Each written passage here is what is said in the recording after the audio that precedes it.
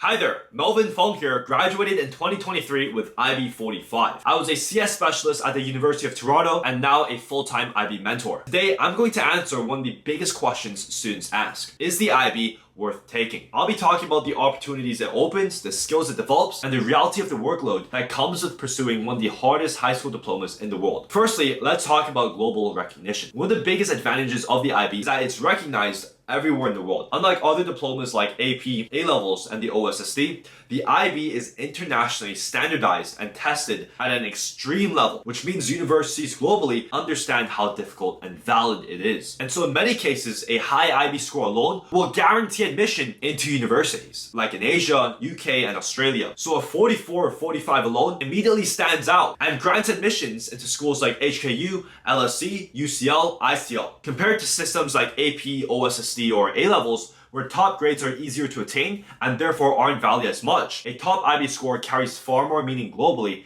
because of how rigorous the program is, which is why a 44 or a 45 is guaranteed entry into top schools in Asia and UK. Moreover, universities waive additional language tests like TOEFL because the IB already proves your academic English ability. The IB also gives you flexibility. Whether you want to study in Asia, Australia, Canada, or Europe, the diploma carries weight everywhere, so it's widely recognized and accepted. Now let's talk about university credits. The IB curriculum overlaps heavily with first-year university content.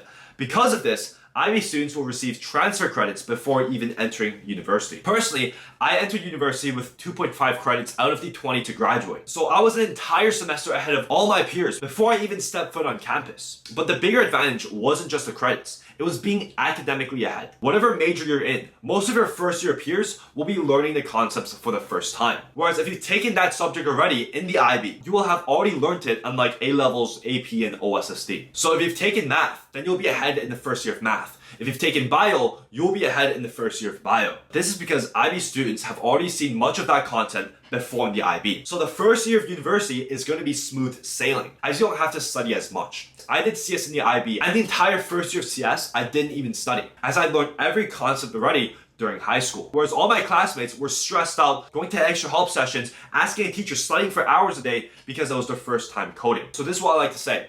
IB students study hard in high school and do university easy, whereas students in other curriculums do high school easy and then have to study hard in university, which is actually the wrong combo. Because in university, you shouldn't be studying as much. You should be doing internships, bettering your social or human experience, and building projects, not brute studying. So overall, it gives you a major advantage in the first year and will make maintaining a high GPA significantly easier, as you're just competing with students who are learning these concepts for the very first time. Additionally, the single most useful skill that will be gained is essay writing. The IB involves an insane amount of essay writing through English essays, econ, your humanities essays, the IAs, EEs, TOKs, and after 2 years of constant practice, you become extremely good at structuring arguments, communicating ideas clearly, utilizing concepts, and making up case studies. In university, if you're not in math, science, or engineering, essay exams will be the norm. Anytime I had an essay exam, I knew it would be free because it was so easy for me. There were courses where I didn't even study because the writing skills I built during the IB allowed me to use common sense to structure my arguments and get high marks. Now, let's get into the biggest downside of the IB. The IB workload is honestly unlike anything I've ever seen, even more than university workload.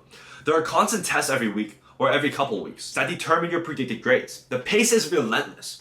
Content is taught rapidly and there's no downtime, because while you're preparing for tests, you're also learning new content, juggling between the TOK, IAs, EEs, and CAS, all at the same time, right? During the IB, I was studying almost every minute after school, every weekend, constantly trying to stay ahead. When my grandfather passed away, I didn't even have time to attend his funeral because I had an IO the next day. And when exam season came in, I was studying 12 hours a day minimum. Now, obviously, I was aiming for a 45. So there was less room for me to relax than the average IB student. I didn't hang out with friends, I didn't play sports, I didn't have hobbies. At most, I'd watch a TV show while eating dinner.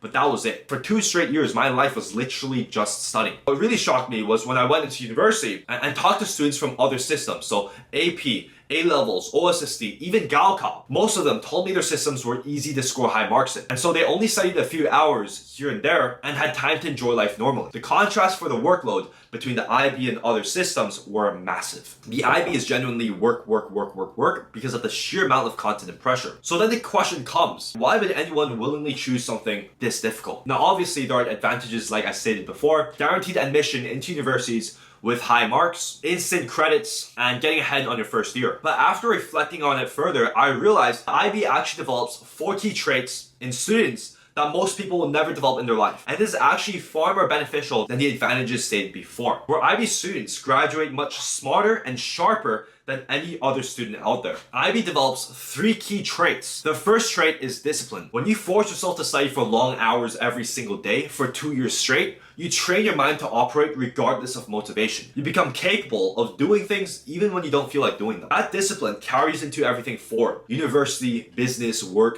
fitness. Most people never tested themselves. So students in AP, OSSD, A-levels, once things get difficult, they quit, they complain. That's what I saw in university. Once exam came in, most students were stressing out. Some were even crying. But the IB students were already used to it. In fact, it's easy to them. So it trains discipline and stress tolerance, right? The second thing the IB develops is accountability. In many school systems, high grades are really easy to achieve. But in the IB, every small mistake matters. One wrong explanation, a poorly structured paragraph, even a correct explanation but missing a key word will significantly impact your entire grade. So you quickly learn that every action has consequences. You start analyzing your mistakes constantly, refining your process, and holding yourself accountable instead of making excuses.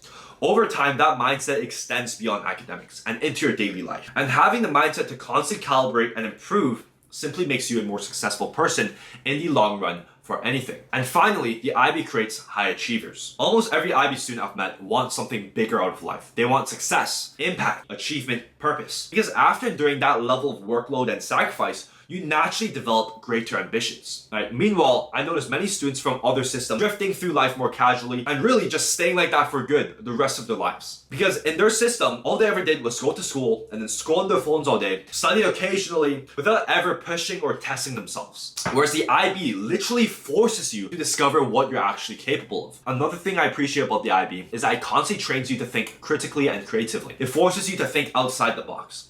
Even today, I still use problem-solving techniques I developed during the IB. That mindset transfers directly into, for me, business, content creation, and real-life decision-making. So overall, was the IB worth it? The answer is yes. It will help you with university applications. It will make university much easier. But overall, it will make you a more hardworking person, a person of purpose, and a much more successful person overall. It literally was the most hardest academic experience of my life, but it completely changed who I was as a person. It prepared me to outwork everyone.